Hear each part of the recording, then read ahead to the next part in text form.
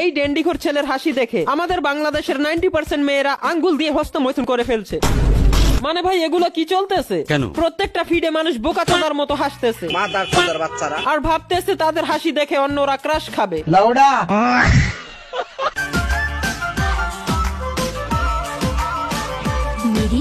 না না, এই চোদ হাসি দেখেই তো মেয়েরা ক্রাশ খায়।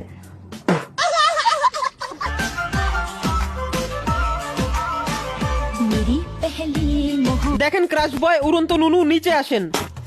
আর কে বলে এত ওভার অ্যাক্টিং করার জন্য? এই বাচ্চাটা যদি মন খুলে কিছু বলতে পারতো তাহলে এই হেবলা চোদা হাসি দেখে একটা কথাই বলতো।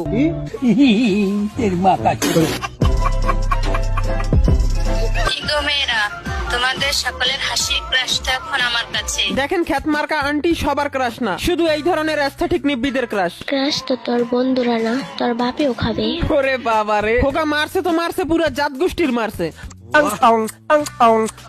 Speaker check.